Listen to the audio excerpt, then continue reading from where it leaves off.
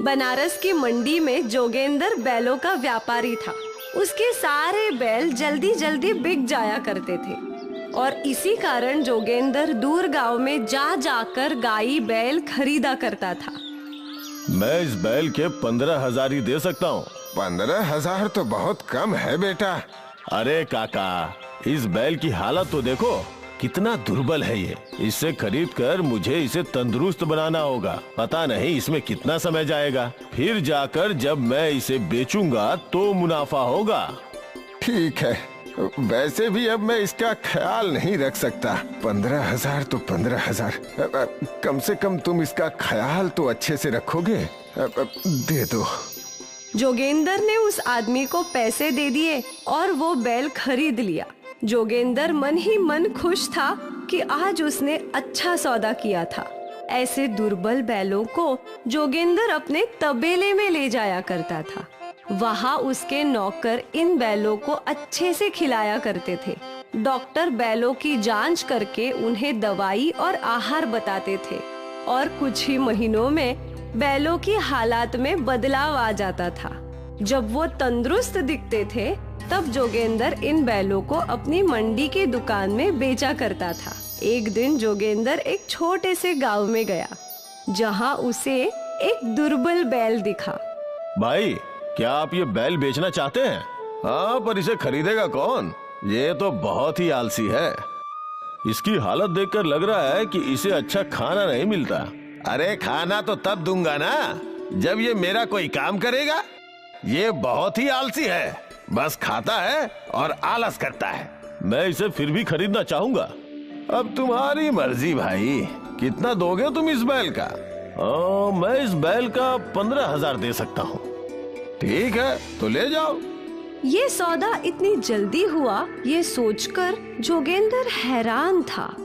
पर बैल का मालिक जानता था कि बैल बहुत ही आलसी है और वो खुद उससे छुटकारा पाना चाहता था। जोगेंद्र इस बैल को भी अपने तबेले में ले आया। अरे शंभू, इस बैल का अच्छे से ख्याल रख। जी मालिक।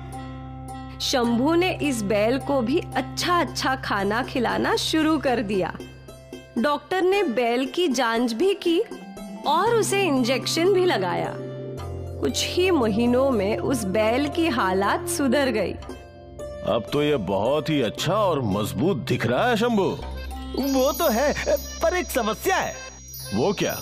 इस बैल को बस आराम करना पसंद है, ये जरा भी चलता फिरता नहीं है। ये कोई समस्या थोड़ी हुई। जब कोई किसान इस बैल को खरीदेगा तो वो इसे काम करवा ही लेगा। ठीक है, कल तुम इसे मंडी भिजवा दो। जी बिल्कुल। अगले दिन ये आलसी बैल मंडी पहुंचा और रोज की तरह ग्राहक आने लगे। एक किसान को एक बैल चाहिए था। अरे भाई, कोई तगड़ा बैल दिखाओ। हाँ, देखिए भाई, सारे बैल अच्छे ही हैं। आपको कौन सा पसंद है, आप खुद देख लीजिए। वो किसान सारे बैलों को देखने लगा और उसको वही आलसी बैल पसंद आया। ये तगड़ा मोटा लग रहा है, इसका क्या दाम है? 35,000। अरे ये तो बहुत ज्यादा है, कुछ कम कर दो भाई। ठीक है, तो फिर आप 32,000 ही दे दो। देखो भाई, मैं 30,000 दे सकता हूँ। जोगेंद्र ने कुछ सोचा और फिर उसने सौदा कर लिया। उस किसान ने जोगेंद्र को 30,000 रुपए दे दिए और जोगेंद्र ने उसे वो बैल सौंप दिया। किसान अपना नया बैल अपने घर ले गया। वहाँ उसकी पूजा की और उसे अच्छा अच्छा खाना भी खिलाया। अगले दिन जब किसान बैल को खेत ले गया तो वो बैल चल ही नहीं रहा था। किसान ने बैल को धक्का दिया, मारा, सब कुछ कर लिया, पर बैल चलने को तैयार ही नहीं था। ऐसा करते करते पूरा दिन चला गया। किसान निराश हो गया। अगले दिन किसान वो बैल वापस लेकर आया। ये कैसा बैल दे दिया तुमने? ये तो चलना ही नहीं चाहता है, बहुत आलसी है। ऐसे बैल से मैं खेत कैसे जोतूंगा? पहली बार को बैल वापस आया था। जोगेंद्र को पता नहीं था कि वो क्या करे। आप कोई और बैल पसंद कर लीजिए इसके बदले। हाँ, यही सही रहेगा। उस किसान ने दूसरा बैल ले लिया। और आलसी बैल जोगेंद्र के पास ही छोड़ दिया। उस दिन जोगेंद्र अपने नौकर से बात कर रहा था। क्या कोई तरीका नहीं है इस आलसी बैल से काम करवाने का? नहीं मालिक, ये तो इस बैल की फितरत है। ये तो नुकसान हो गया मेरा। मैंने इसके 15,000 रुपए नगद दिए हैं। अब क्या कर सकते हैं? उस दिन से वो बैल जोगेंद्र की मंडी वाली दुकान में ही था। जब कोई उस बैल को पसंद करता तो जोगेंद्र उन्हें सच सच बता देता कि वो बैल बहुत आलसी है। ऐसा करते करते 2 महीनों तक वो बैल दुकान में था। आखिर एक दिन एक गरीब किसान जोगेंद्र की दुकान में आया। अरे भाई, मुझे कोई सस्ता बैल दिखाओ। कुछ ही दिनों में बरसात आने वाली है।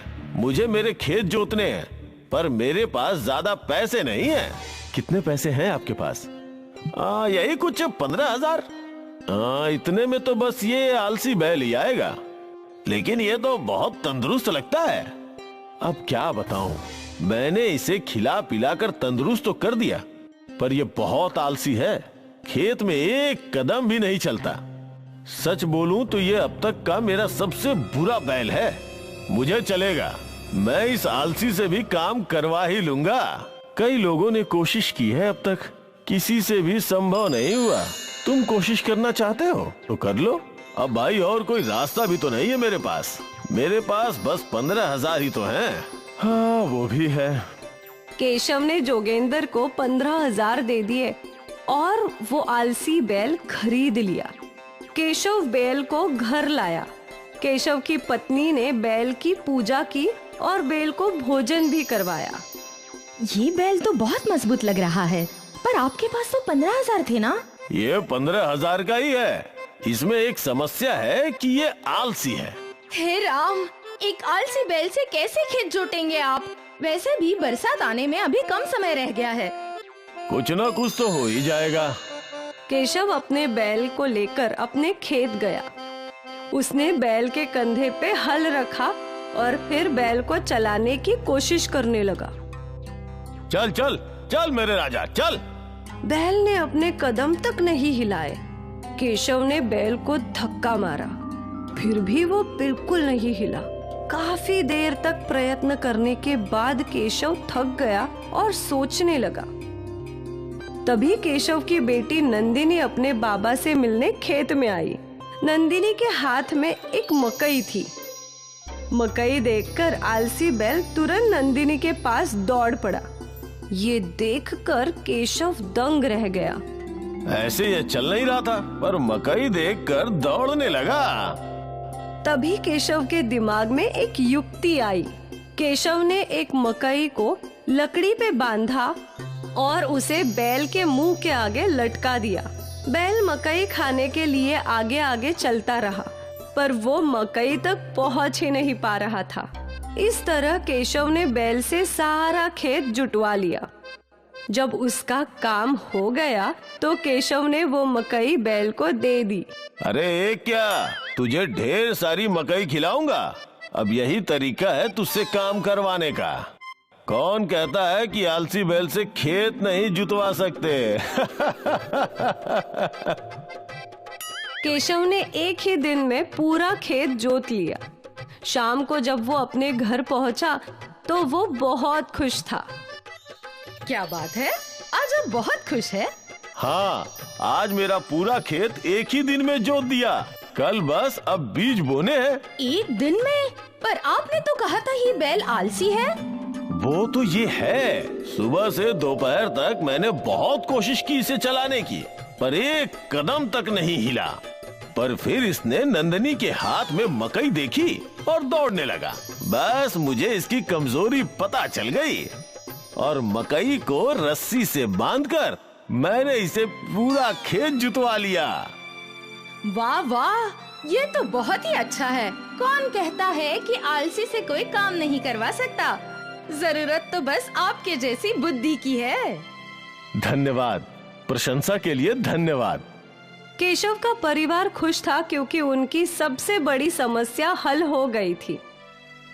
उनके खेत जुत गए थे और उन्हें आलसी बैल से काम करवाने का रास्ता मिल गया था।